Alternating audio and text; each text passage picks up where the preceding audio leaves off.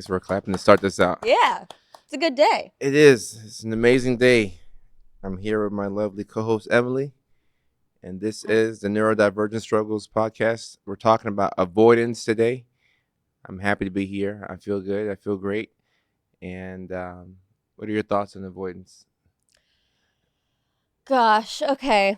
I think avoidance comes in many, many, many different forms. And so it's kind of a complex idea. Do Okay. you agree with me, or is it kind of that's just how it works in my brain? It is, and I feel like we just hop straight into it.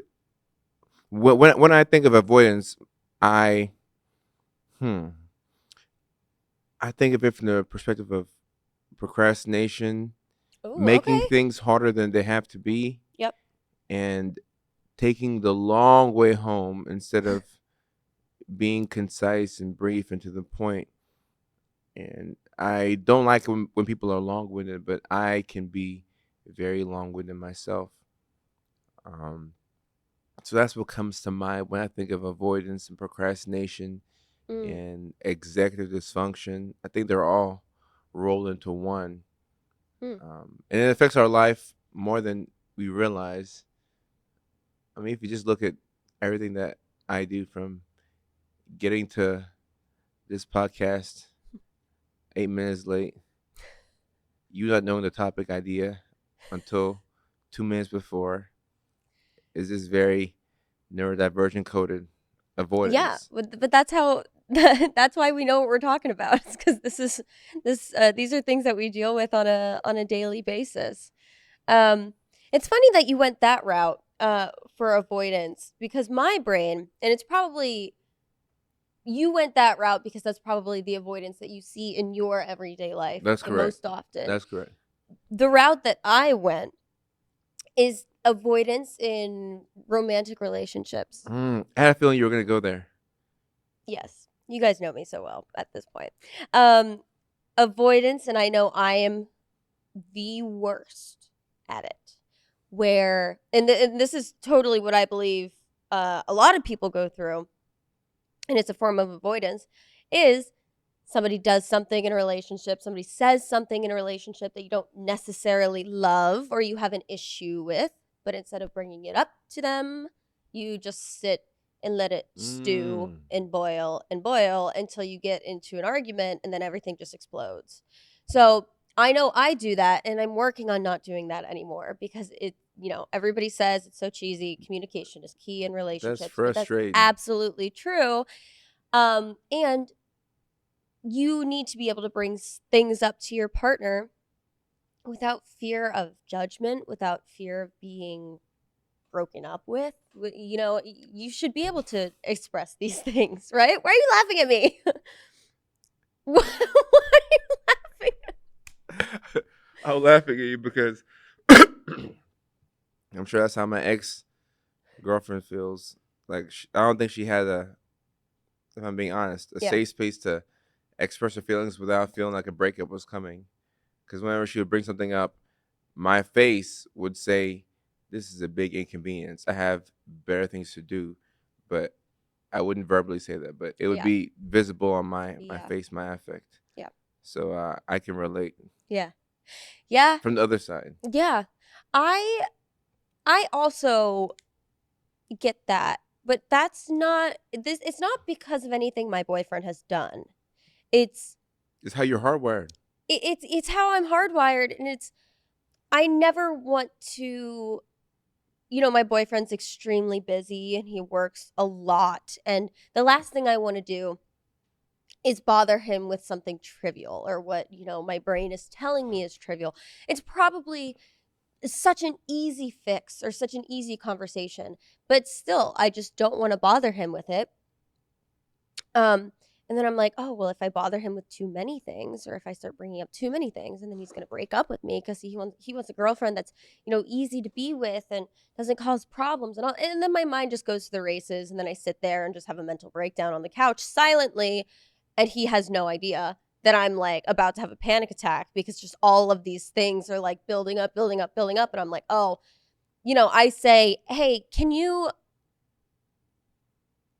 maybe not I'm trying to think of something that he does that annoys me, but I can't really think of anything at this moment. Oh, can you stop leaving your gum everywhere, please? And your gum wrappers everywhere? That's so easy. And I could just say that. But like I would start from, oh, but he really likes his gum. He really, but like that's like one of his pride. He's not, You're an empath. he really likes his gum, and like if he works really hard, so, and it's his house, like who cares if he's leaving it everywhere? I'm just gonna be a pain in the butt, and blah blah, blah and then kaboom. Mm. So the avoidance for me is avoid all conflict. Avoid all conflict, even though there probably wouldn't be any conflict, and it just creates conflict within myself until I have a mental breakdown. That's it. You're avoiding the issue, which is just prolonging the pain. Right. This is when the ice falls down on the floor. Instead of picking it up, you just kick it underneath the fridge. Yeah. Like you're just trying to get rid of the problem, but it's not going to go anywhere. And you have one of those empathetic spirits. But empathy without boundaries is self destructive and it's going to eat you from within. And then you're going to implode because you're trying to hold all this Oh, yeah. space for him, everybody else in the world. Yeah. And then you build up all this resentment when you realize that you haven't been doing for yourself. But knowing you, I know that you know this already. You already know this. I'm just your inner thoughts speaking You out loud. are. It's like you're in my brain, Coach. Yeah, I'm pretty good at what I do. Okay, That's go why I'm ahead. Dr. Kojo. Yeah. So, but it's good to know this. Now the difficulty is in adjusting your hardwiring because you probably fall on the anxious attachment side of things. So you attract people who are on the avoidant side of things. And somebody who's avoidant wouldn't want another avoidant person. And an anxious person wouldn't want another anxious person. So this is just how we get trapped in these cycles. Because like Yeah. I always get trapped into that same thing. The avoidant, like I'm the avoidant, then I'll be with somebody who's anxious, and it'll be the same exact thing. And in my head, I know that the girl wants to vent, but and that I need to not try and fix everything, but I want to fix it so that way I don't have to keep hearing about that thing. So when I hear things, I'm like, all right, what's the solution to this? But sometimes I guess you just have to listen. So I think that the avoidance could do a better job of just listening. And then on the anxious side, I think, and this could be a neurodivergent thing, but it is actually. A lot of neurodivergents don't realize that you're not supposed to share everything that's on your mind with your partner. Everything that comes through your head You're as a not? passing thought. No, you're not supposed to. And it was kind of weird for me to realize that at first because I would just like speak out loud, like all my thoughts will come out loud. But Oh, okay. sometimes Yeah. there's a time and a place for everything, and having other people to sound off on could be helpful. Just like friends, to just say things out loud. When you say things out loud, you realize it's not that big of a problem. But if your partner is hearing everything that's wrong with the world and what's wrong with you, then it's like you're just kind of unleashing everything at them, and then they don't look at you as what attracted um, you to them, or like in the beginning when y'all were having so much fun, and like when you're having fun, you're traveling, you're eating at new spots, like everything is great. But now when they see your name pop up on the phone, they think that it's a problem that needs to be solved. Mm, But it can go both ways too. yeah. Sometimes the avoidance can lead on the anxious person and maybe say too much because they know that the anxious person will leave. If anything, Ooh. the avoidant will leave before the anxious person leaves. I mean, for sure. Yeah. So it's good to know where you are on that spectrum and to do things that will help you get thoughts out. But you go to therapy and you have friends, and um, I even think that our circle, the me, you, Roberto, the Jackie, just having a life outside of a relationship is so important. It's so important. And I know because I took a girl from her home and brought her in with me, Right. and I saw how hard that was Right. to leave your whole everything and then you come and you're with me, and then I Yeah. get frustrated that I'm your whole life. Yeah. But then that's what I created. Yeah. Yeah. I mean, I think I've talked about it on this podcast before.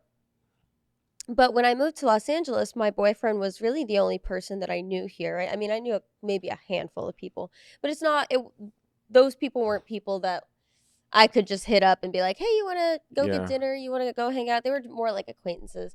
Um and so yeah, very quickly I formed this anxious attachment style that then briefly made my boyfriend more avoidant. Mm-hmm. We had to do some reworking in the relationship and, you know, more communication and, you know, all of these things that make a relationship go round, I guess.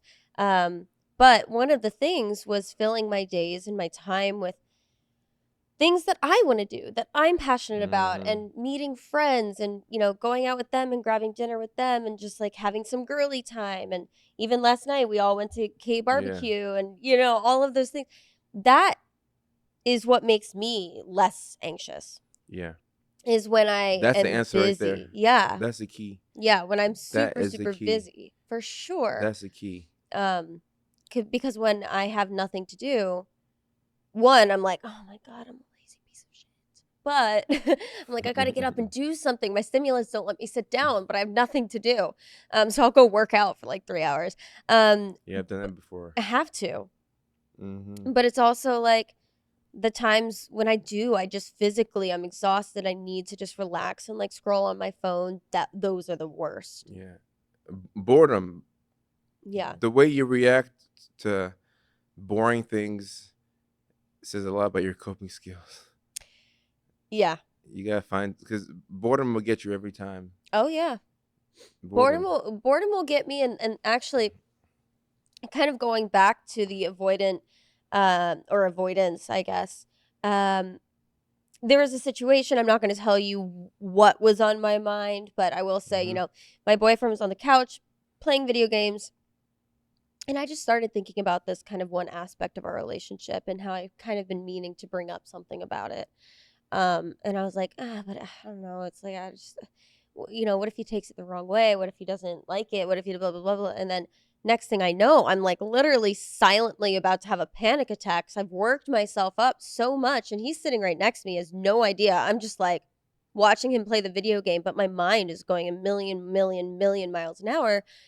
Like, why is it so hard for me to just come out and say, hey, babe, this has been bothering me. Like, can we talk about it?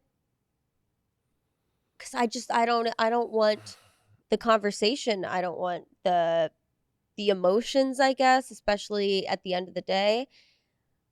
There's a But then, rejection. There's an element of rejection there too that you yeah, probably don't want to deal with, yeah, because whatever you say could be rejected. I'm thinking. yeah, yeah, for sure.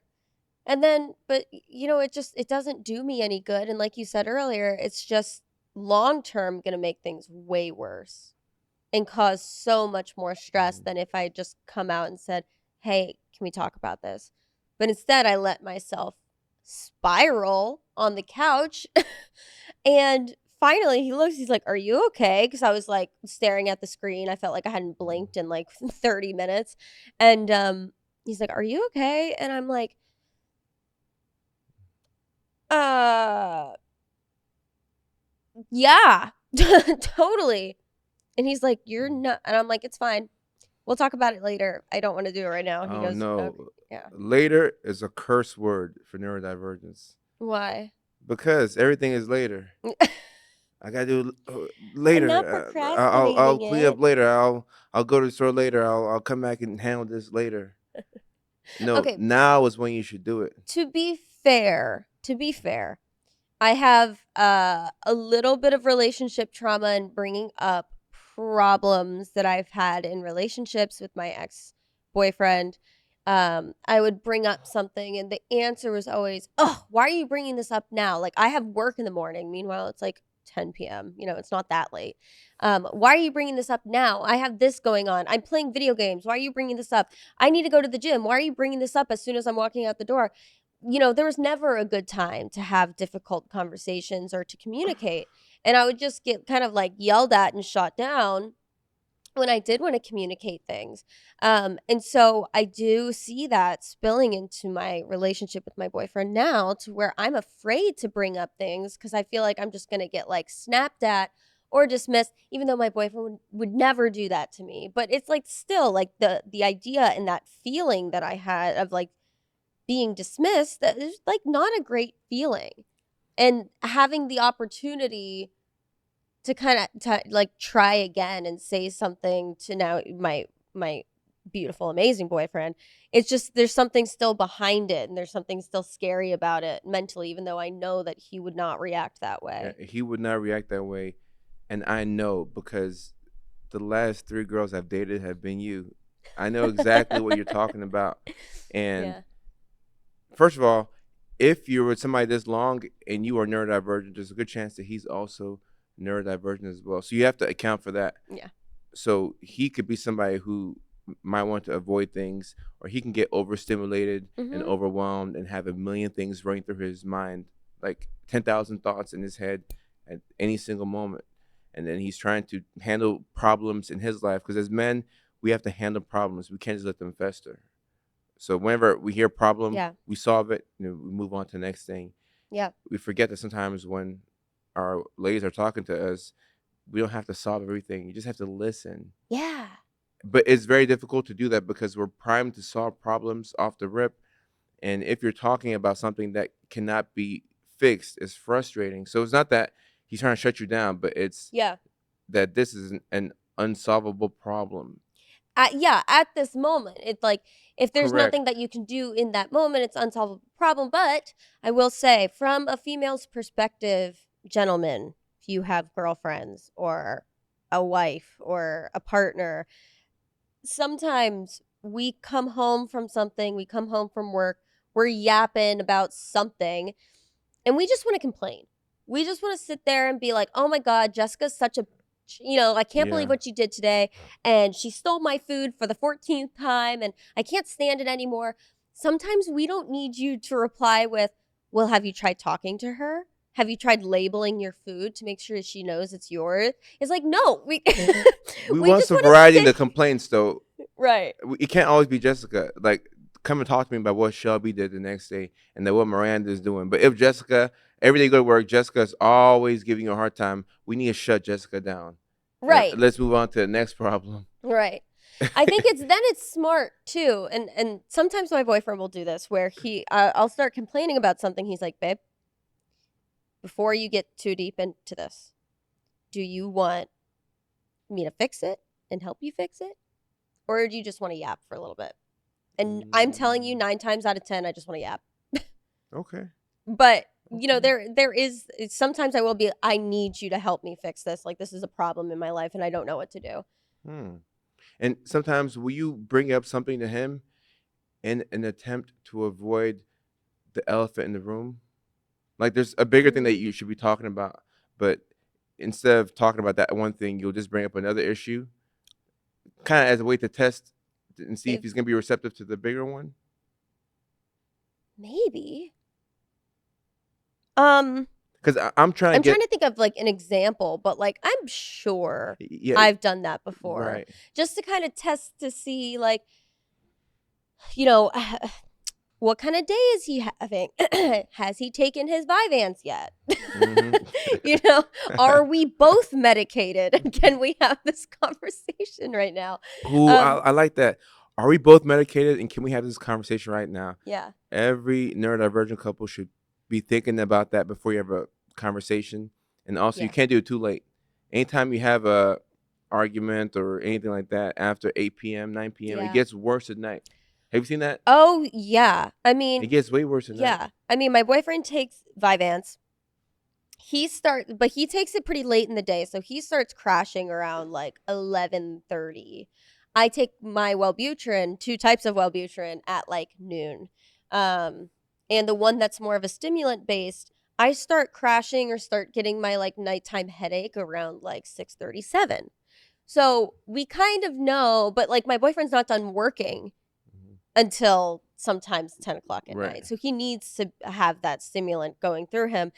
But yeah, definitely the hard conversations or the harder conversations that if we need to have one, we definitely save those for like, not at night, Yeah. not when we're Yeah. both kind of coming down off the stimulants and we're Yeah. starting to crash and maybe we're a little bit more irritable. Mm-hmm. It really depends day to day. Um, but I think you're absolutely right. Yeah. Neurodivergence and people that do take stimulants, or even not just stimulants, but antidepressants and stuff. I think timing is everything. Having more difficult conversations. Yeah. Do not have those combos late at night. Early in the daytime, like right around now. It's in the Yeah. middle of the day. It's Los Angeles. It's sunny. This is the Yeah. perfect time to have an argument. Yeah. This is the perfect time to be upset at each other because you still have Yeah. time to, you can rebound from it. You can get some makeup shucking, and like you can be okay. But at nighttime, it doesn't work like that. Yeah. It does not work like that. It's funny because we want to avoid hard conversations, but then when our meds are running out and they're wearing off, that's when we want to talk about the things that are bothering us, which makes no sense. It doesn't Because make sense, but that's the that's worst exactly time right. to You're exactly it's the right. worst time to have that conversation. I'm like my most anxious. It's funny because people who are put on Wellbutrin, if you have generalized anxiety, a lot of people won't put you on Wellbutrin because it It can make it makes worse. you a little bit more like hyped up, a little bit more anxious. It's a powerful drug. Somehow I got on this, and I do okay, even though I do have anxiety as well. I do fine um, during the day, but it's actually when my meds start to wear off is when I start to overthink and I start the anxiety Mm, comes and then the avoidance comes and I think on the medication, even though it's supposed to make you more anxious or make you have mm, anxiety in general, it actually makes me a lot more level-headed and like having those conversations a couple hours right after I take my medicine. That's the mm. sweet spot for sure. Okay. Okay. So when is the best time of the day for you, kind of, Yeah. which is like right now. Yeah. Yeah. Yeah. Okay. Yeah. That sounds about right. Yeah. Sounds about right. And when you know that and you're self-aware, it can make it easier to navigate these tough Hmm. conversations, and you can know when to bring it up. It's kind of weird to schedule when to have a tough conversation. Think about that, Dude. because like I hate when somebody's like, "Oh, we have to talk tonight. We have to talk," or like, "When I see you next, we need to talk." Let me know now. I don't want to know. Like this. Let me know now. Like what's going on. Yeah.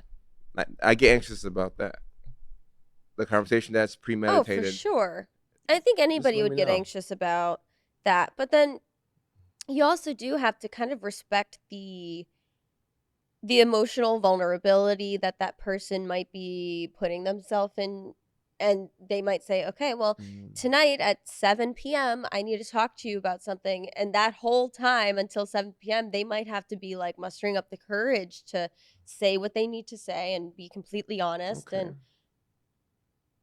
yeah, you always have to, that's the thing about relationships, and not just in communication and arguments and disagreements, but you always have to look at your relationship from your partner's side, right? Mm-hmm. Um, and I think that will make you a lot more empathetic when bad things happen or things go wrong. Okay. Because if you look at everything from their perspective, and you say, hey, like he just said something kind of rude and I didn't like that. That was so mean. Like what a douchebag. That's like where your brain immediately goes. But then if you like look back and be like, oh, well, he just like went through this and he's probably emotionally very vulnerable right Mm-hmm. now and like he lashed out, which is not right. You shouldn't be mean to your Mm-hmm. partner, but it kind of makes you think like, okay, everybody has their bad days and everybody has their bad moments. I'm sure I have my bad days and my bad moments when I need to Mm-hmm. like zip it completely. Um, but yeah, I think if you look at issues and conversations and everything from your partner's perspective, I think you guys would be a lot closer and a lot more understanding. I agree. I think it's twofold. You ought to look at things from your partner's perspective and see how they view the world and what they're going through, so that way you can hold a space for them. At the same time, you still have to get those thoughts out. Yeah. Like, you still have ADHD, you still have a million thoughts in your head. They have to come from the brain, through your mouth, and out of your mouth. Mm-hmm. And sometimes they can't be directed at him, but you have to get it out, or else, like, it's gonna fester within you. It's like too much words in your brain. You have to Yeah. talk it out some way, somehow, Yeah. some way, somehow. Yeah. And that can be done not only with friends or talking on the phone with somebody, but it's about figuring out how to get that. That's like the wild card. Yeah. I find that that's pretty difficult to get, or even like just being in constant communication with friends. Like, Mm-hmm. we're all busy, everybody has their own stuff. I saw this thing online where somebody said that if you want connection from your friends, you can't wait for them to reach out. Like, you have to reach out as an adult. Like, when I think Yeah. of David, I can't be like, man, like, when's David come back to LA again? When are the guys gonna hang out? No, I have to text David. And I did that. And he's like, Yeah. oh, Coach, yeah, me and Mike, we're trying to come to LA, or when, Yeah. when you're in Chicago on tour, we're going to try and see if we can put 3 days together. But I have to text him. I can't assume that he's going to reach out to me. Mm. So there's so much intentionality that goes into, I have to reach out to friends. I got to do this. I have to do that. Because if you don't do that, then before you know it, like, you've made your partner your everything. Yeah. And that happens so fast without Yeah. even knowing it. Yeah. And like, we do need support, especially as neurodivergents. You need support. So the best way to get support is to, in an interesting way, not need it all the time from that person. Yeah. Does that make sense? Yeah. It's like, I want your support, but like, I think back in past relationships Oh about my God. the things that I've You're so good at what you do, uh, Kojo. I live it. I live it. That's awesome. Yeah. Because I think back in past relationships to times where I really needed support, Yeah.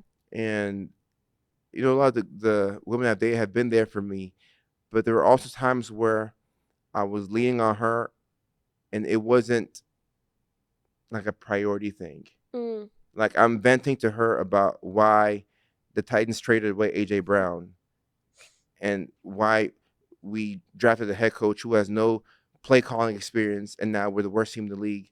Now, she doesn't necessarily care about that, and she'll listen to it. Yeah. But if I'm venting to her about football for 4 hours straight, then, like, I need to talk to her about stuff that I'm going through with my mom. Now she's exasperated. She's tired. I should have called David or Hank Mm. and talked to those boys about football. Yeah. And then when I'm complaining to her about something that I need help with, actually, she's like, oh, okay, yeah.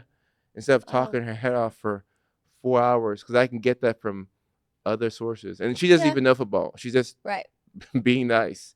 So it's Right. learning what you need from people. Hmm. But you can't do this automatically. You have to manually think about this, Yeah. Yeah. you know? I mean, you said something earlier too, which I kind of want to go back to. And it's kind of what we've been talking about this whole time, but more so in romantic relationships.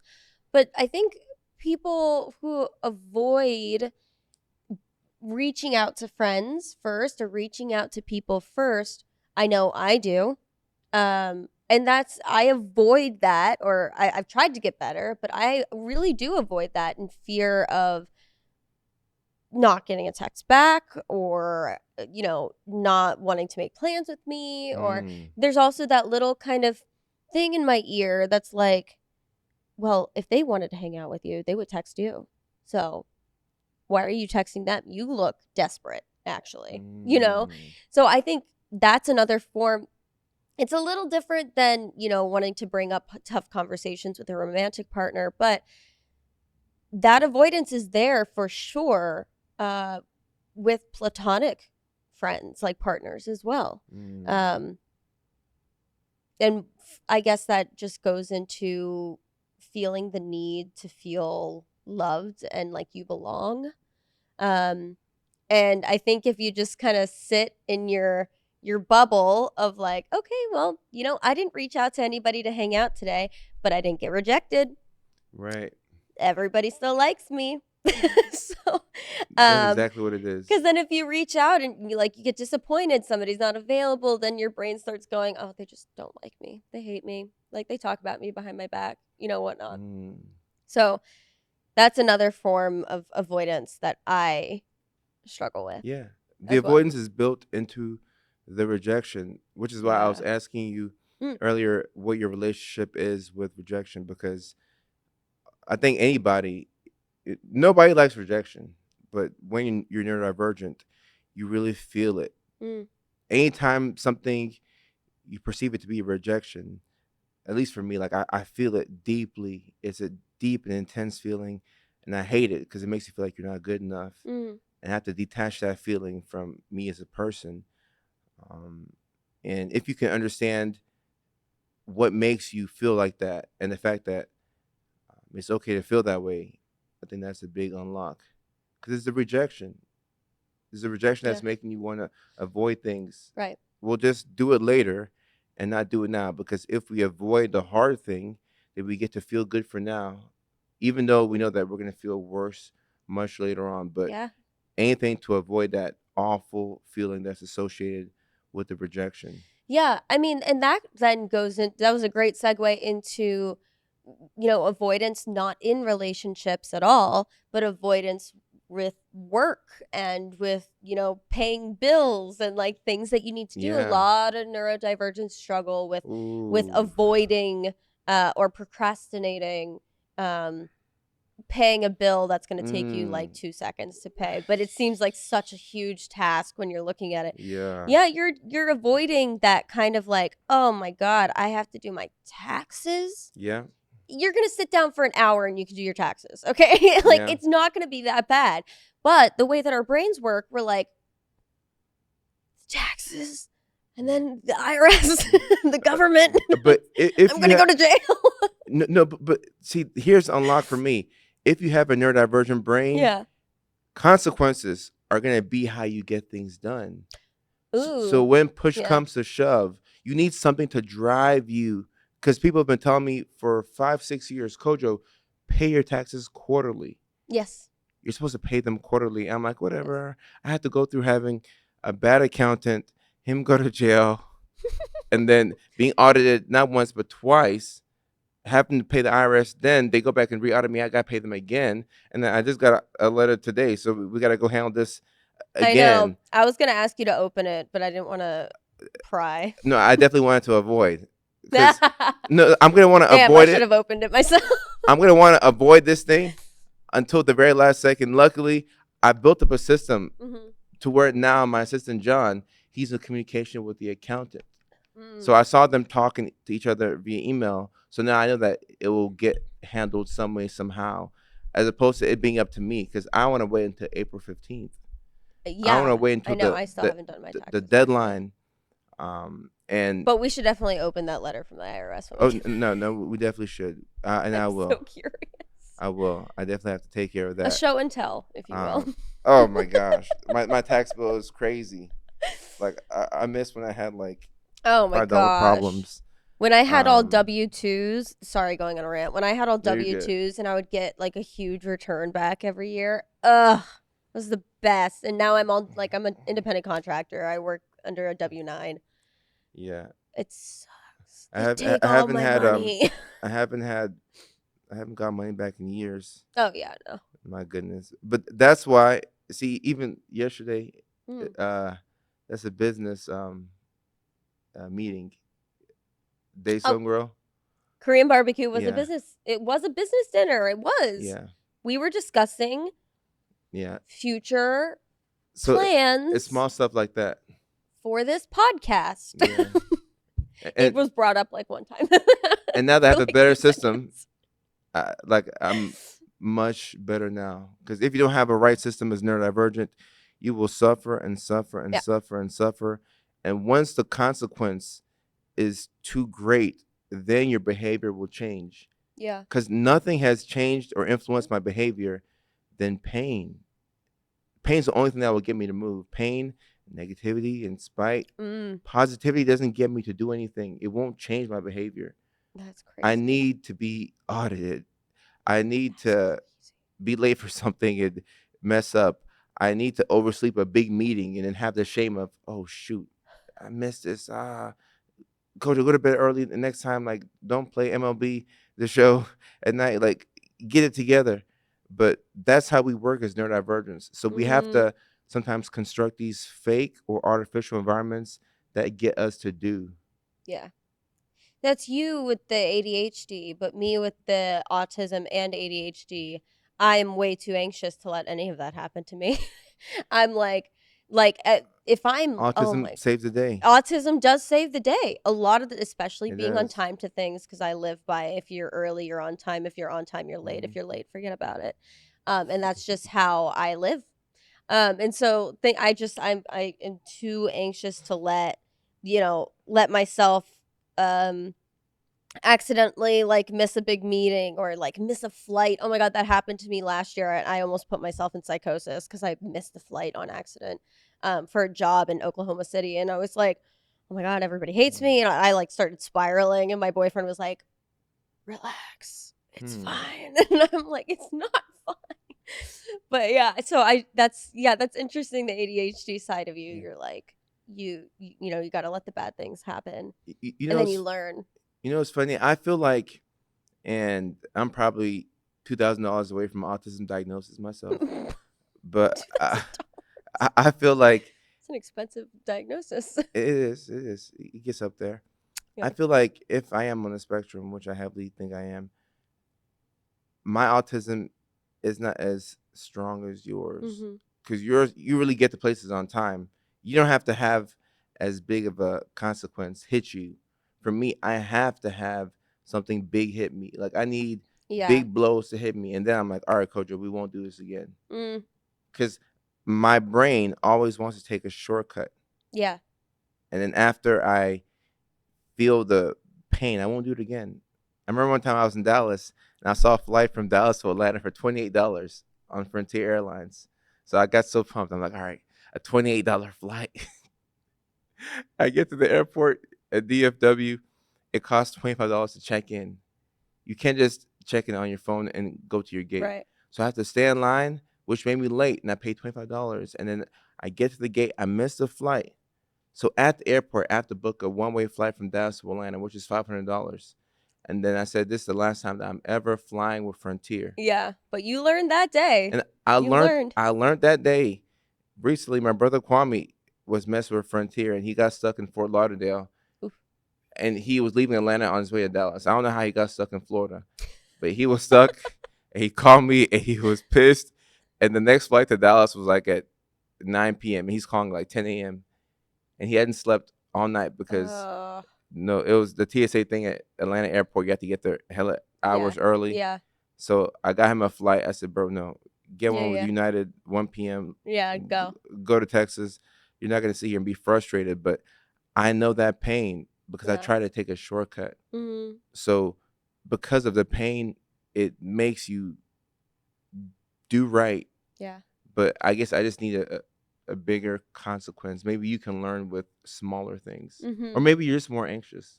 I'm way more anxious. Yeah. Yeah. No, for Yeah, sure. you definitely are more anxious. And yeah, time is definitely the thing I'm the most anxious about. I But should be more anxious. you should be more anxious. Okay, next time when we're leaving, okay, Jackie, next time when we're leaving or we have someplace to be and we're like about to come film this podcast or something, I'm going to put all of my anxiety on you and you'll see why I need to be on time to everything. Well, you probably should. You I probably know. should. But that's just me. I remember being at the airport in Portland with my ex, and we had a chicken McGriddle from McDonald's. Ooh. It was so good. It was so good, and it, the plane was about to take off, and I thought that I could go back and get one more McGriddle before the plane takes off. And I was trying to calculate, okay, if I go and I get a McGriddle, they'll be on like group 6 by then. Then there's like a 10-minute gap between like the last call Mhm. before they close the plane. And she's like, no, we can just get McDonald's wherever in Atlanta. You don't have to get it here. I'm like, no, those McGriddles at the Portland airport are so good. I have to get them here. But without her, I would have missed a connecting flight, which is very Yep. embarrassing. How do you miss a connecting flight that you're on time Right. for. But that sense of urgency is not really there with me. Mm. So a little anxiety would be appreciated. Yeah. Got you. I gotta get better at that. Should we move on to our Text post? questions in our text post? Yeah, let's get to our text post right here. Everybody seems to love this section of our podcast, They really so do. we love it because you guys love it. All right. Okay. All right. Ew. There you It go. just hit my hand. You can read some of those. All right, thank you. Should I do it in this accent? No, I won't. You can read 3. Neurodivergent people don't recharge by sleeping. They recharge by being completely left alone long enough for their nervous system to reset. Damn That straight. was a very relatable one. Damn straight. And it makes me think about how little me time we get throughout the day. Yeah. And a lot of us will go to sleep, and you'll sleep for 7, 8 hours, but you wake up so tired. You ever do that? Oh yeah, all you the time. sleep for 8, 9 hours, and then you wake up, you're so tired. Yep. You take a nap in the middle of the day, you wake up, you're so tired. You go outside and you touch grass. You do what you're supposed to do, but you're still tired. Yep. That sort of thing. It means that you need an extended period of time where you can just be yourself. Yeah. And be by yourself. Yeah. And it can be difficult for us as adults to do that. But you just need me time. Like no kids bothering you, no spouse, no partner. Yeah. Just doing your own thing. Yep. I love me time. Yeah. I love like taking I always like to find the quiet section or like somebody's room, like if we're like having a house party or something, you know. Mm-hmm. I always feel like I need to find a quiet room, you know, halfway through the party, just to like sit there and scroll on my phone and just like regulate my nervous system. Right. That's why I have to. That's why as neurodivergents we stay up at night. Mm-hmm. 1 a.m., 2 a.m., 3 a.m. on our phones because that's the only time that we can scroll without being bothered. Yeah. And I don't care who you are. Everybody needs like 15 minutes to scroll, to doom scroll, to go through and catch up on your reels and your TikToks. There's no shame in that. But we'll be on there for sometimes hours. Yeah. But if I have something to do, I'm really good about not doom scrolling. But if I don't have anything to do and I'm just kind of wasting the day away and I'm like, oh my God, well, I've already worked out. I'm like, let me just sit on the couch and doom scroll. You need things to do. Who cares? Okay. Autism. I keep my phone on silent. ADHD. I lose my phone daily. ADHD. Phone is on silent. Phone is lost. I can't even call it. That's why things. Tips and tricks with Amelia. Apple Watch. You can ping your iPhone from your Apple Watch. Okay. So you always have your Apple Watch on, right? I don't have an Apple Watch. I'm saying. Okay. I'm saying if you had one. I don't have an Apple Watch. I'm like, oh God, no Apple Watch. I got regular watch. I have regular watch, no Apple Watch. No, okay. Regular watch. You have a regular watch on, but somebody else might have an Apple Watch on, and you're always wearing it. So it's like it's not something you put down and you can't lose. So you always have it. Yeah. And then if you lose your phone, ping, you can ping it and it'll make a noise. Mm-hmm. That's the best for neurodivergent people. It is. Sure. And when I had an Apple Watch, I use that feature all the time. Oh, so you do have one. I had like 2 or 3. I just don't know where they are. Oh, go figure. Yeah. If I want to use an Apple Watch again, I have to buy another one. Oh, my God. Because you can ping the phone to find the Apple Watch, but you can't ping the Apple Watch to find the Apple Watch with the phone. Can you? I think you can go and find my iPhone and find. I guess you could ping it, right? Yeah. Yeah, on your computer, like you can do the Find My Apple Watch. And then I think it has the ability to make a noise. Did not know that. There used to be a class where people can learn about all the different things you can do when you lose essential items. Oh, wow. Like, Did you take that? No, I would take that class. I would take it. If it's like a seminar, like I would take it like a 2-day course on how to find your essential lost items. That's funny. The neurodivergent brain sees the pattern before the problem. The frustrating part is nobody believes you until the problem shows up. Pattern recognition. Do you normally see things before they happen? Are you clairvoyant? It kind of. In what sense, though? There's a situation going on with a group of friends or family or somebody that you know Mm-hmm. that is clearly not headed for anything good, and you know based off of past Mm. events and current information and just intuition that something good is not gonna happen, and Yeah. that people need to reverse course or change their behavior, Yeah. but you can't, or you don't tell anybody because people won't even listen to you. Yeah. But you've already seen it's like deja vu. You've seen Yeah. it before. You're like I totally saw this coming. Nobody listened to me. Nobody Right. believed me, and then it happened, and they were like, "Oh, Exactly. you were right." It's like when somebody asks a political question at the Mhm. Thanksgiving dinner, and it's like seemingly benign, but you're like, no, this is gonna lead to an argument and a debate, and people are gonna leave pissed off. Yep. That was not a good thing to ask, and then it happens. You're Right. like, okay, I saw it coming. Yep.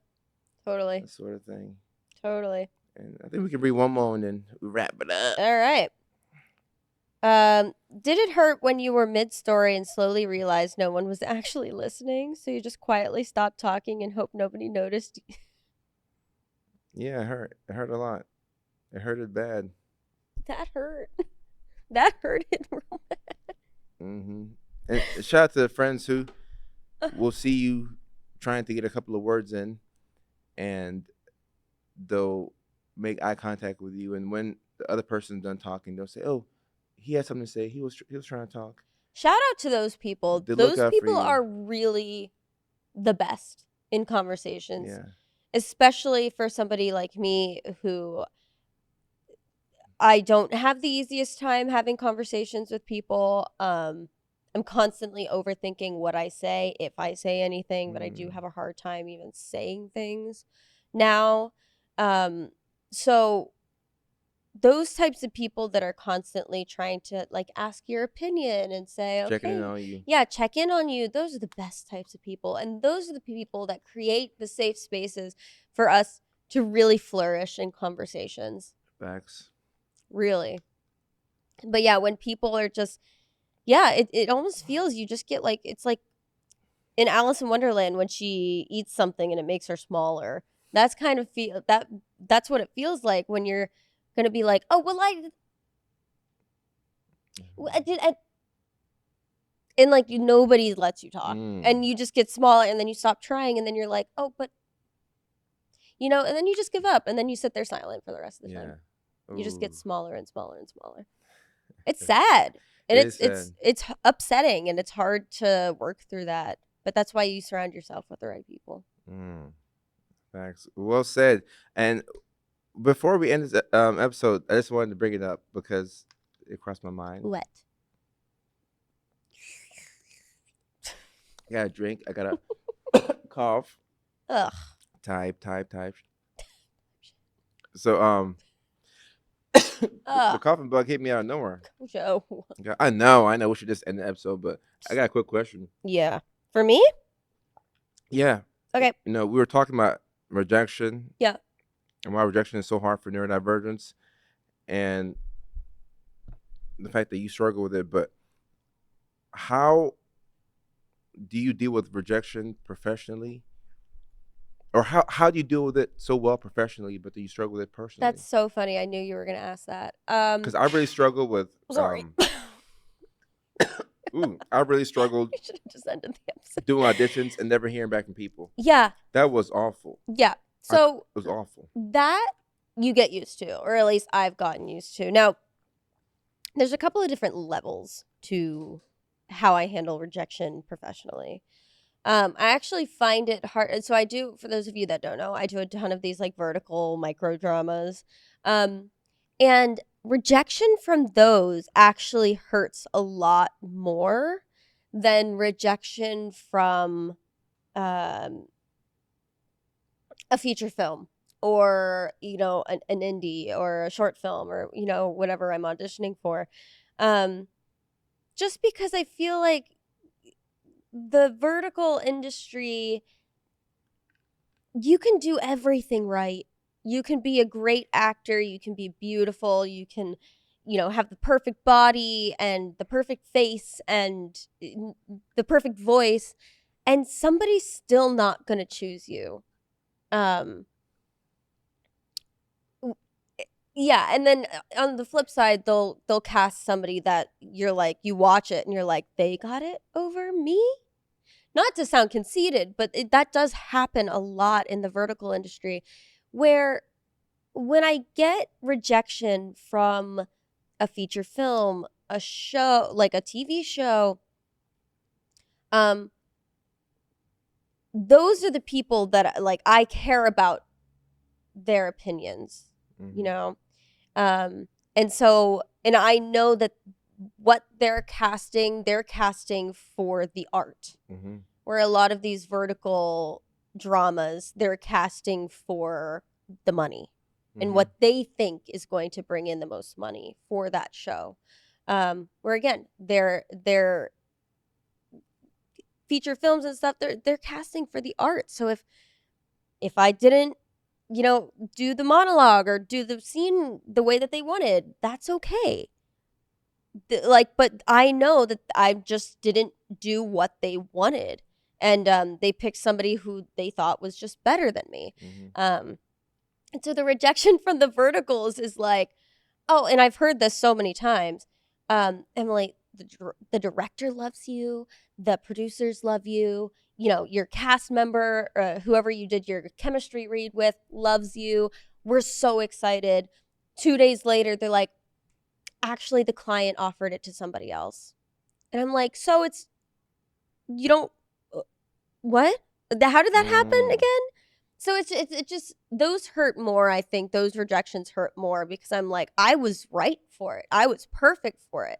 And then somebody in an office, at this massive multi million-dollar company now with these vertical dramas, somebody is in office looking at my headshot and somebody else's headshot, and they're like, well, she has more Instagram followers, so let's give it to her instead of me. So that it does kind of hurt to know that you can do everything right and you still don't book the job. Okay. But rejection in general, yeah, I've learned to deal with rejection professionally pretty well.